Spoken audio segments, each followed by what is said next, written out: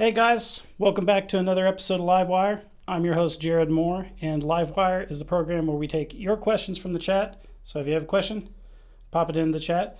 Tonight we are joined by repeat guests Joe Peeler and Rebecca Landsberry-Baker. They are the co-directors of the documentary Bad Press, which has been making the festival circuit all this year and has made it onto the long list of films to be considered by the Academy for the Oscars.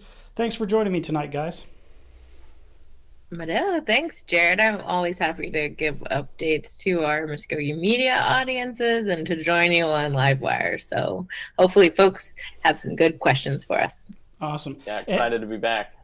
And for you guys too, I don't know if you saw our stream earlier today, but do you want to know the verdict in Travis Scott's criminal trial?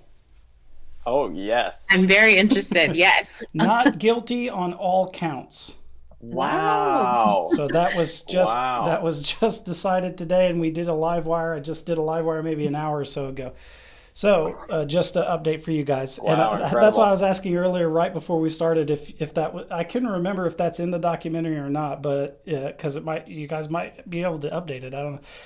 But I wanted to have you guys on because it is getting close to when the Oscars nominees are going to get announced. And just for the audiences, if you don't know, there is a different stages for Oscar nomination that you have to go through. The first one is the long list of all the films that qualified for consideration at the Oscars, which Bad Press has made it onto that list, which is awesome. Then there is a short list, which is, I believe it's 15 films, and Correct. that will be announced on December 21st of this month. Well, it's December, so you guys know that. And then the actual Oscar nominations are announced on January 23rd. And I wanted to have you guys on to basically give us an update on what this year has been like for, with all of the festival shows. I know that you guys also got nominated for a Critics' Choice Award, but you didn't win, but you got to go to that. So give us a little update on what it's been like this year, where you've been and the sites you've seen. Go for it, Becca. Where have we been?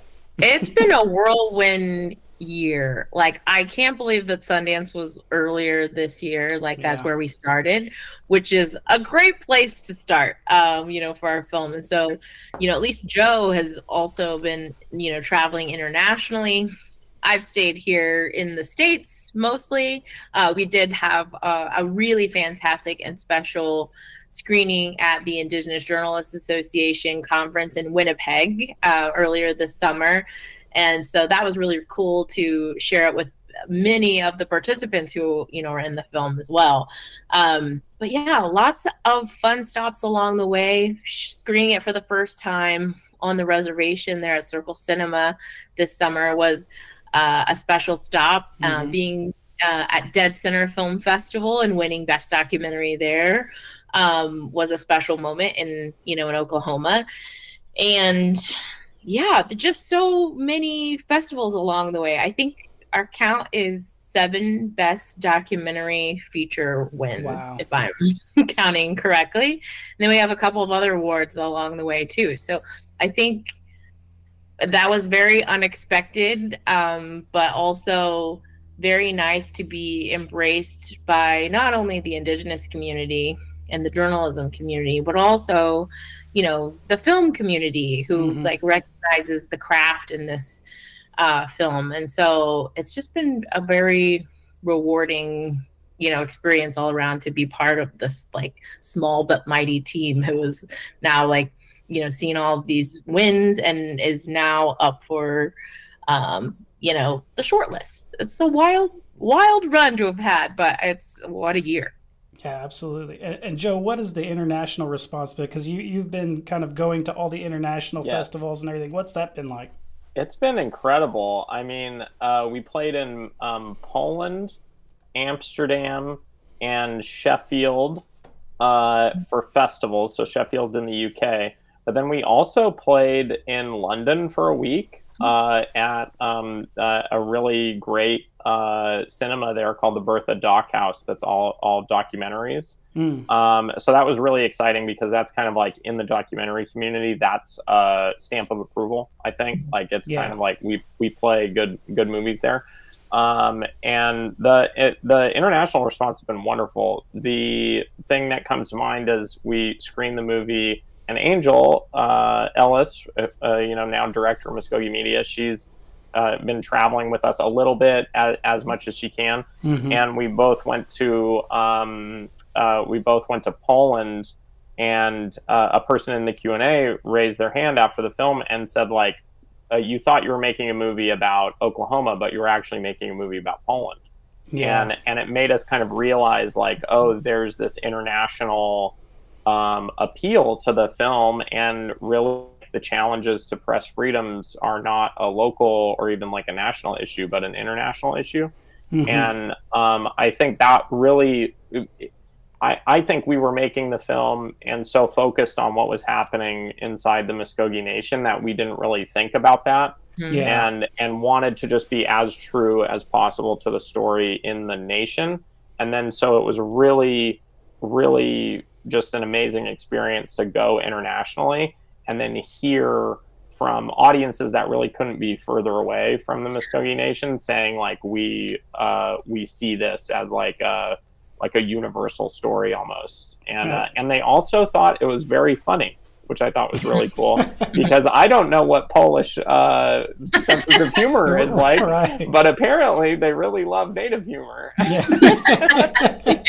Well, yeah, if it's funny, it's funny too, So, one of the things, that you mentioned there is kind of like when you're in that news world, like inside of that everything is happening all the time.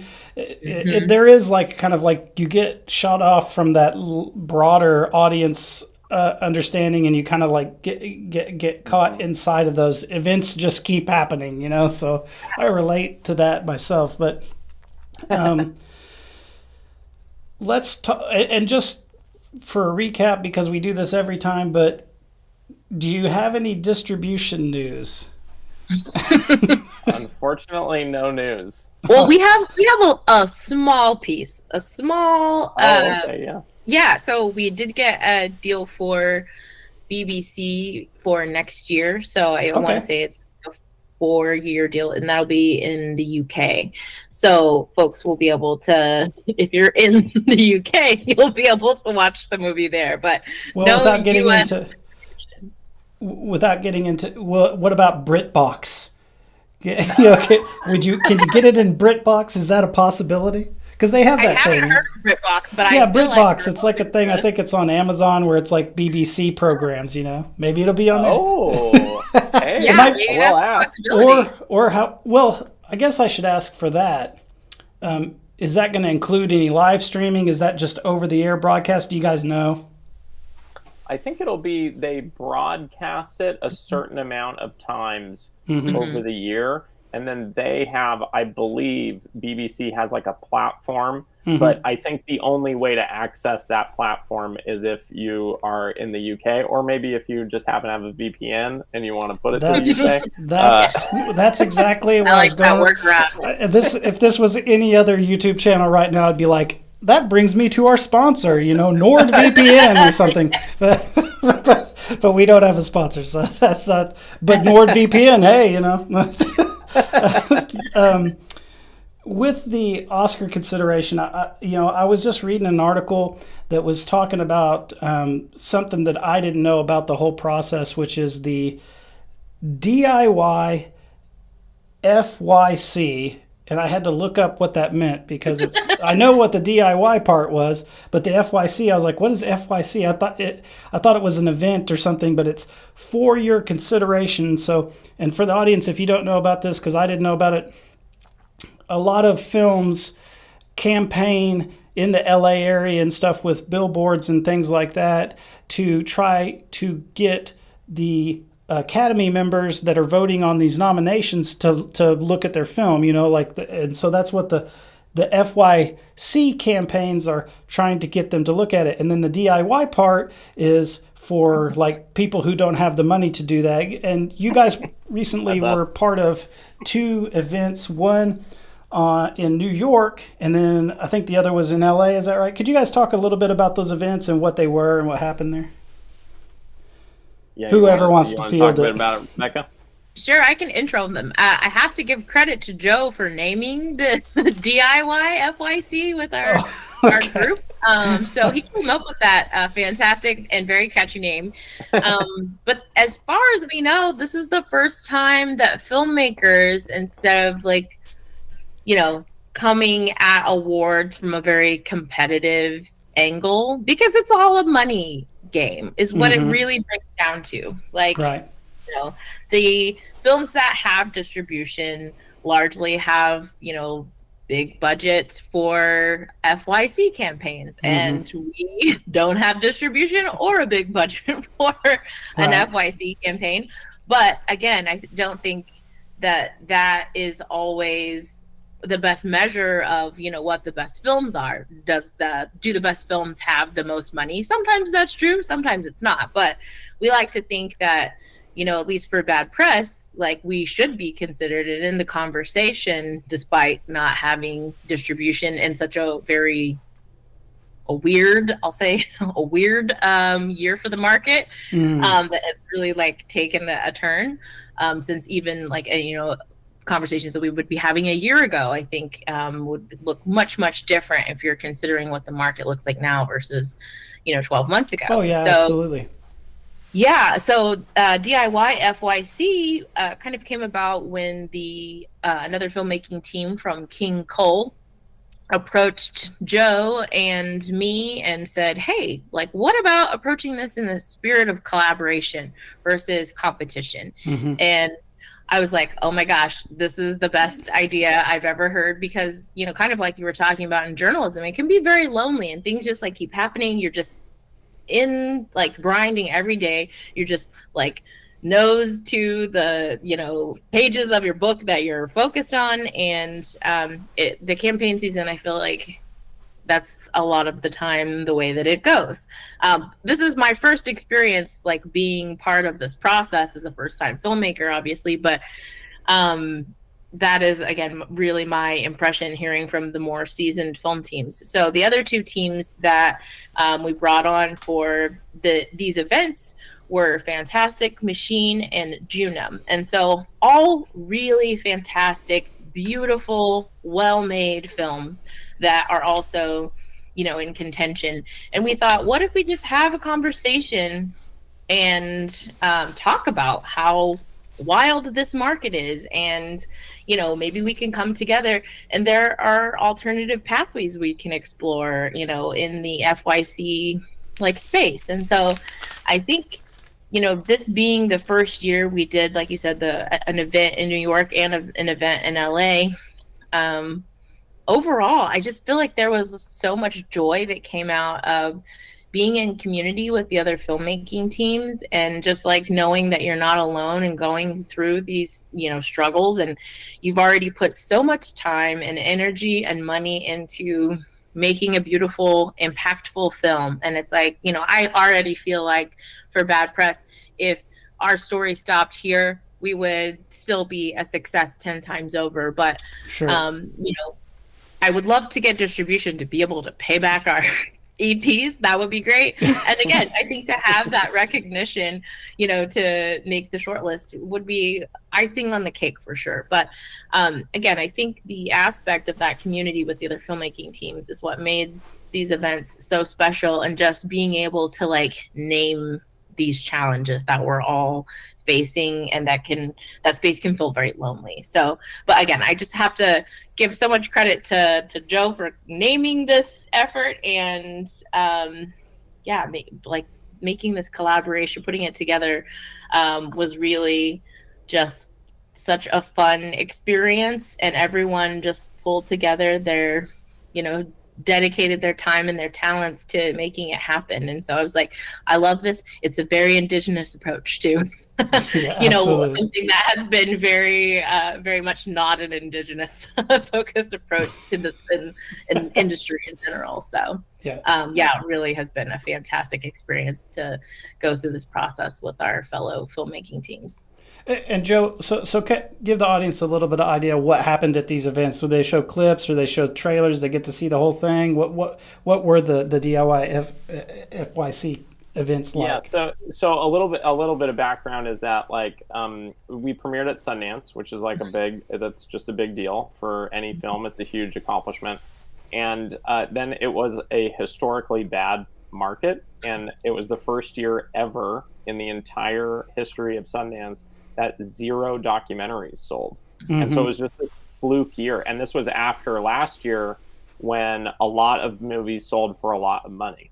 And so it's a complete flip from last year. And so basically what's really interesting, I will say too, about the DIY FYC campaign is that me and Becca have never been through this before. Like, we're first time directors, right? Mm-hmm. And Bad Press, as much accolades as it's gotten and as many places as it's screened, is really just on like the total grassroots level. We don't have a company behind us. We don't have a Netflix or an HBO like paying for us to go do stuff, right? But the team that came to us to do this, the King Cole team, their producers are 2 Oscar winners from last year. They won. They're the producers of Navalny, and so they've got producers on their team that are Oscar winners, and we've got first time. Our entire team is first time filmmakers, right? Yeah. And so I think it showed that like everyone's in the same boat. It's not just like your movie, I know you're a young filmmaker, and so your movie might be bad, and so Netflix didn't buy you. It's like, no, everybody's here together, right? Yeah. And so when we did the event, basically what we did was we showed the audience clips of the 4 films, right? So we showed them about like 10-minute clips of each film, and then all the teams got up on stage and we had a long conversation about distribution and what are the solutions, what are the problems, why did the market collapse, what can festivals do to help, what can filmmakers do to help one another, like how do we change the ecosystem of this whole situation, and like what got us here kind of, and then like how do we get out, I guess. And so it felt like group therapy, really. It felt like you're up on stage with a bunch of like amazing artists and amazing people, and then you're finally able to like talk together and say like, this is a huge problem and maybe we can like name it and try to get out of it. And so it was really, really, really a lovely event. And then we kind of had like, you know, we did a reception afterward, and the idea was to, you know, have it be a place where Oscar voters could come and could like see films maybe, or be introduced to films that they would not have been on their radar potentially if they're just paying attention to the National Geographics, the Netflix, the HBOs, the movies about famous people, you know, things like that. And so I think it was a huge, huge, huge success. It was really a highlight of the year, I think. Awesome. Well, and you know, it brings up an interesting point too, because, you know, in the industry, if you're talking about a non-documentary film, a lot of funding for a project is happening before anything is shot, maybe even before they have a director or even a script. And and there are chunks of that funding that's already sequestered off for all of these things that we're talking about. You know, it's like you got to have that stuff before you ever start if you're going to go into that contention. And there are, conversely, if you're in the documentary world, you know, there are a lot of people that maybe they don't have any fund, like their funding is their own, just like the situation that Bad Press is in, where it's like, we got an idea for a documentary, but we don't have the time to go and shop it out all over the place because it's happening right now. We've got to go shoot it. And so you don't have the time to get all that money, and then you're trying to get that done all the way through this process. Is always trying to get some more. So it is, I think what you're saying is totally accurate, that it is kind of a documentary focused thing too, you know, like independent. Yeah, absolutely. independent narrative film probably also has that same type of situation with not having as much money. But, with a narrative or a nonfiction or a fiction film, you can go out and pitch somebody with a script and try to get some funding before you ever start shooting and stuff. So there are those options. With the current status with the documentary, right? I'm going to just go out on a limb and say, if you guys get Oscar nominated, I would be very surprised that if you didn't get any type of distribution offers. But I'm also actually surprised right now, just because if you go to the Bad Press, and there's a link, guys, if you're watching this, there's a link in the description to the Bad Press website where they list all of the awards. You guys got 100% on Rotten Tomatoes. 7 best documentary awards, is that right? And that's not it. There's even more there's 13 artistic. What was the Sundance Award? It was we got a special jury award for freedom of expression. Freedom of expression, that's what I was looking for. So the documentary has won a lot of awards, and it's only really garnered praise. I haven't seen any reviews that were like, this is not a good movie. I haven't seen anything that's even remotely negative. If anything, I think the New York Times review that came out recently was kind of like, they were like, we want to see more of it, like we wish it was longer, that type of a review. So that which is always good. But with all that being said, what do you guys have a game plan for worst case scenario if you never see distribution? Is there going to be a way for people to see the film out there? Like, what's the long-term game plan for next year on this? Are we going to keep on the circuit? But whoever wants to field that. Great question. yeah, great question. I think it's funny doing the awards campaign because we kind of are in the worst case scenario already. The worst case scenario is nobody's bought your movie, and then they just announced the next Sundance batch. Right. And so if people are going to be buying stuff, it's going to be that. And but at the same time, maybe a big company will see this list of 15, if we can get on the list of 15, and say we need to take a second look at this film, right? I think if nothing happens, and say we don't get on the short list or we don't get distribution from the short list, I think you'll be able to rent the film like sometime next year. We'll be up on like an iTunes or an Amazon or something like that, but it'll be like a rental situation. It won't be like I subscribe to Netflix and you can just watch it on Netflix. Right. So there is a path there. It just means that it'll be a little bit less flashy, and it'll be like we've been the whole time. It'll be word of mouth. Yeah, self-promotion. Somebody's gonna need to watch it and tell their friends, and then they're gonna need to watch it, and that's how it's gonna go. We won't have like a big, splashy advertising budget. Yeah, well, I did want to mention, and I don't know if it's going to be huge numbers, but there are a lot of people down here that want to see it. So if it ends up in that scenario, I don't think it would be the end of the world, because I know there's going to be a lot of Indians that are going to go out to wherever it is and try to watch it, or at least I will have something to tell them and send them a link and say, hey, it's over here, go watch it, stop bothering me about it. I can't wait. I can't wait for that moment to just be able to say it's here. Yeah. You can watch it. You can watch absolutely. it. Absolutely. Have you guys been approached, or is there any idea? Because I just spoke yesterday to the director of the Fry Bread Face and Me movie that's on Netflix. Oh yeah. And Taika Waititi was his EP, I think, is executive producer on that, I think is what his title was. But they've been friends for a long time. Have you guys had any conversations with Taika? Has anybody touched Taika yet? Because I saw this great speech that Taika gave at the awards the other day. I can't remember what awards it was. It was a couple of months ago. as a side note, where he said he got up to accept this award, and then he was like, "Why are we here doing this?" He's like, "You guys screwed up. Yeah, we shouldn't have to continue to make movies to tell you how this problem is. Like, when are you going to start doing it?" And he basically flamed these awards, and then he walked off, and I was like, "Wow, this guy's great." So, but I loved it so much. I know exactly which one you're talking about. And he was like, "Why do we have to do all these diversity panels and tell you about why our stories are important? Just freaking watch our movies and watch our content." Yeah. Which I love. So. Yeah. But to answer your question, we have not been in contact with Taika. I would love to. So Taika, if you're listening, yes, we would love. Okay. I'm gonna try to, behind the scenes, I'm gonna try to make that happen. I'm gonna see if I can get Taika's email. We would be thrilled. Yeah. We would be thrilled. And tell him, hey, you guys need to check this out. So we've got a long-term plan.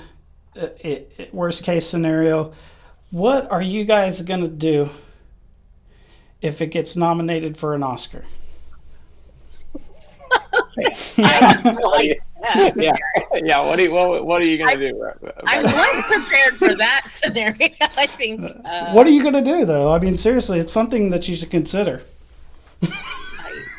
I think I will need to go get a tuxedo. That's exactly my first thought. I gotta find something to wear. Yeah, that'll be my first step. Well, I was doing some research on it, and they send out these gift bags and stuff like that, where it's like you got a $80,000 gift bag, and I was talking to my wife about it because we were like, they could take that. They could turn that bag over and get the $80,000, and then they could maybe even fund like Bad Press 2 or something like that. There are a lot of options because they have like a ticket to go to a spa for a week, and it's like a $10 million spa or something. Like in those gift bags.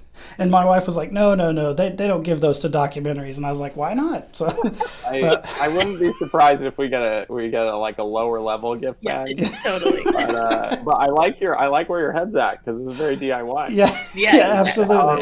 Just extract the money from the bag. Yeah. Well, I told her. Sell out of these gift bags. Well, she was like, "Are you going to go or whatever?" I was like, "I don't know. They're probably not, I'm not involved with the production, so they're probably not going to have me be there. But if I get a gift bag, that's what I'm doing." We will. Bring in the whole team. You need to get out to LA. If we get, that's my number one plan, is get you finally to attend one of these actual event.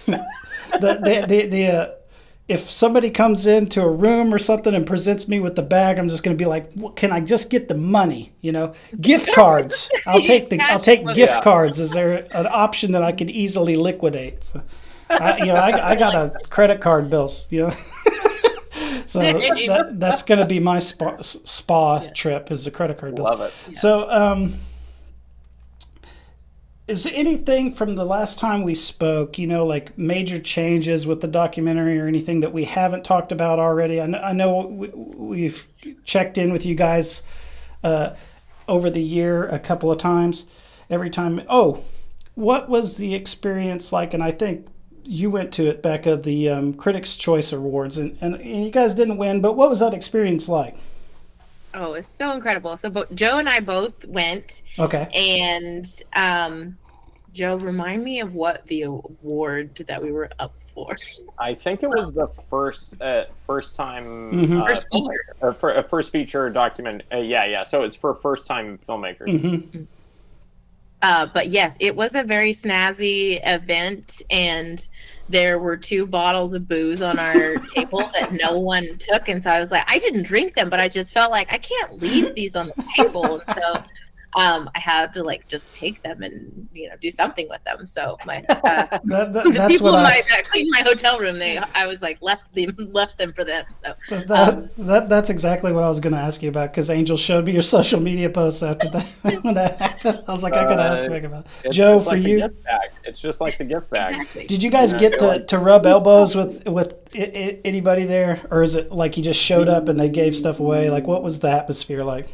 Well, we were at the table with Diana Ross's daughter. Wow. Because she produced a movie, I think, about her mom, or maybe I'm not sure, but she was a producer on one of the movies.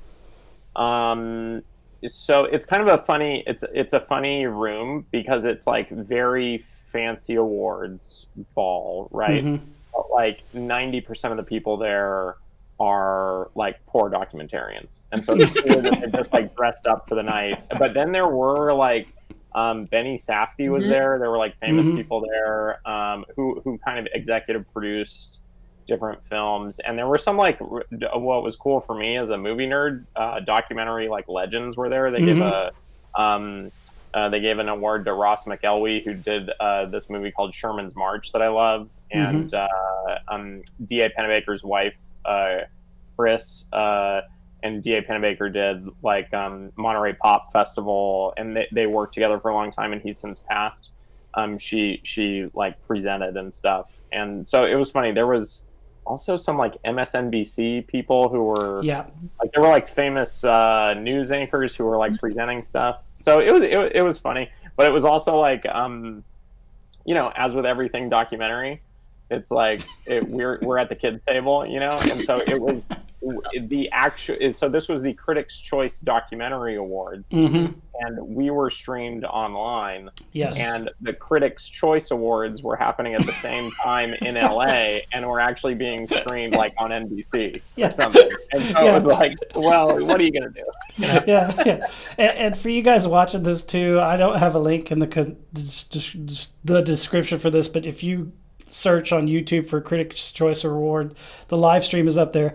And I'll tell you too, even though they didn't win, they did do this award like right at the start of the whole thing, right? So they did this award early in the presentation. You can see there, and there's a trailer, there's like a snippet from the documentary in there. You could check it out. So if you guys want to see that live stream to see what it looked like and everything. So I was sitting at home watching it because I was like, oh, this is going to be great. And then I was like, oh no, they didn't win. So then I was mad. I was so thrilled. Can I just say, like, for 20 Days in Mariupol, it's an amazing film, a heartbreaking film, but really, really important. Another journalism film, and so, like, I was like, they should win everything. They're so great. So I've just been so thrilled. And then another highlight from that event was meeting one of the directors of Lakota Nation versus United States. Jesse Shortbowl, I think is his name. And it's just so amazing for there to be multiple Indigenous films in the conversation this year. So, there's obviously Bad Press, Lakota Nation, Twice Colonized. There are a few I'm going to forget their names, but I think it's very, exciting for Indigenous films to be taking up some space in the conversation. So that's always like thrilling to have our community like represented in like these award spaces that were just normally not reserved for us. So it's nice to be there and in good, very good company with the other filmmaking teams. Well, I think that's a good note for us to wrap on because we're at 32 minutes. We're right at about the time we normally wrap up. Is there anything that you guys want to add or that we haven't talked about? Because we've kind of run the gamut here.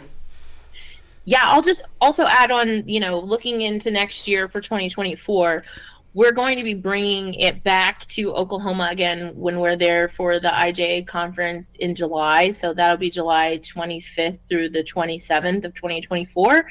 And so we'll be doing another screening at Bad Press. So we'll make sure that any Indigenous audiences have a chance to see it again for free in the theater.